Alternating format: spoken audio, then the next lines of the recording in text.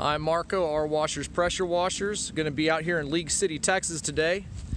We have a hydraulic spill that occurred here over from a company, and we are going to be cleaning it up. And one of the reasons why I wanted to make this video isn't just to show you how this process is done. By the way, this is what we're looking at. But because we do a lot of fleet washing, and one thing you're going to learn is if you're in the fleet washing industry, or if you're looking at getting into the fleet washing industry, there's a lot more to this than just cleaning trucks. Sometimes you have to also clean up their messes. That's kind of a side service that you'll find yourself needing to do. So let me flip this camera around. No, okay, I don't know how, but so that's a service that you're going to need to be able to provide to your customers, and we're going to show you how to do this today. Because what happens is, particularly with garbage truck companies, their equipment will fail, and whenever it fails, they will have they have a lot of hydraulics, and they will spill hydraulic fluid. And the people they're going to call is their fleet washing company to see if they can fix this. So if you do just fleet washing, I highly recommend that you be able to provide this service, because this is going to make them real happy. This is going to make them want to continue using you, because you don't just clean their trucks, you also solve some of their problems. And whenever you're cleaning this, I do not recommend you let this stuff go down the storm drain. We've provided basically a little bit of precautionary. We did a sand dam with the back guard, and this oil sock, we're going to use this here later. But what we're going to start out first is we're going to be X-jetting an extremely highly caustic content on this.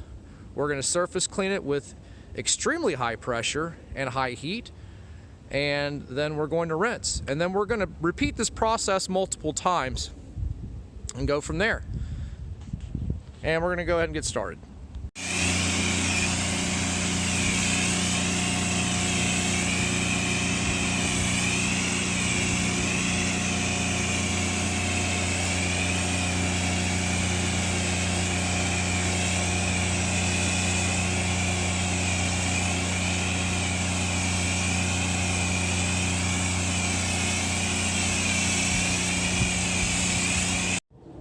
All right, now we've been waiting here for about 5 minutes, and you can already see that the hydraulic fluid is reacting to the degreaser that we applied on here. This is going to be the one that we make in-house, called R Soap 2. It's our caustic degreaser.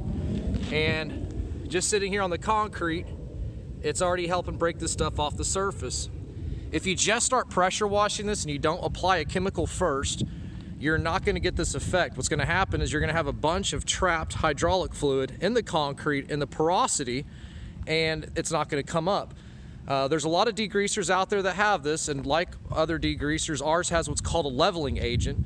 It is a substance that makes the soap travel further into the concrete, and it helps bring oil and hydraulic fluid back to the surface. So we're about ready to get started. But you can see where the spills are the heaviest is where all the fluids coming back to the surface, and this is what we want to happen. This is what we want to see. We want to see this yellow stuff coming back up to the surface. It means the soap's doing its job.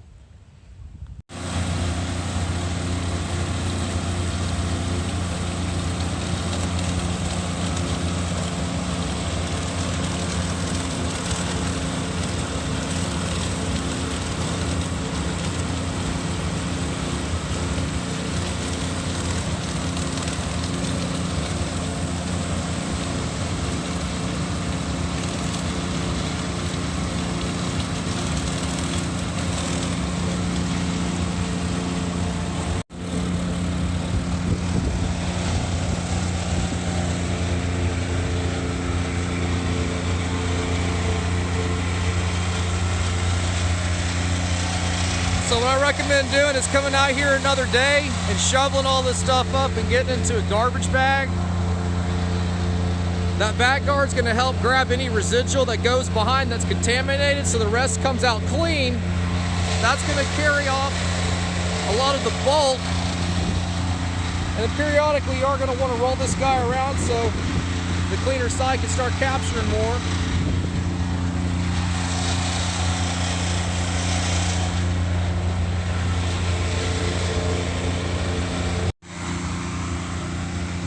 All right, this is stage one.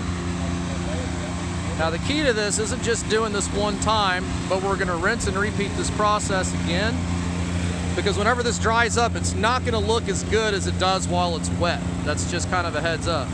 That we need to touch up on where all these lines are. By the way, you see that? See that right there?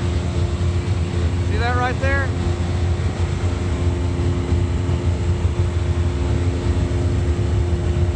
That's what you want to see. That's called burn and clean.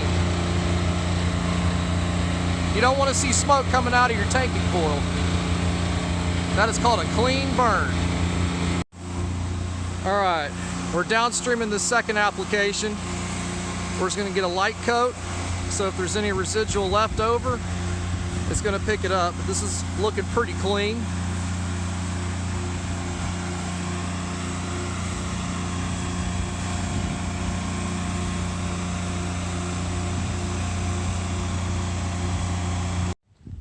All right, we let this downstreamed amount dwell a little bit, and we still have a little bit of hydraulic fluid that's coming up from under the surface, which is why the second application is pretty necessary. Even though the concrete looked clean, does not mean that the hydraulic fluid is gone. You can usually tell because where the suds are broken apart, in between it's where the hydraulic fluid is.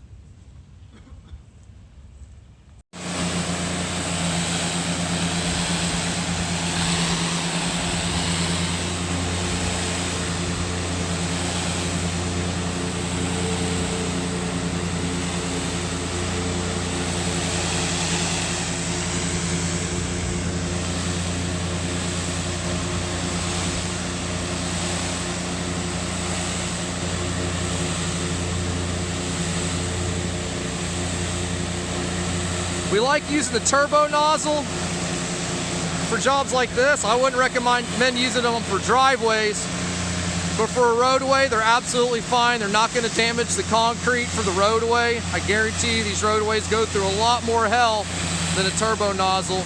But for this particular application, turbo nozzle is actually going to be the best for the rinsing, because it's also going to pick up anything that the surface cleaner might have missed a whole lot better than a 25 or 40 degree tip is.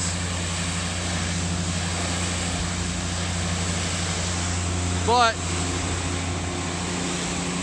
this was completely covered in hydraulic fluid earlier. All right, so this is going to be our end result,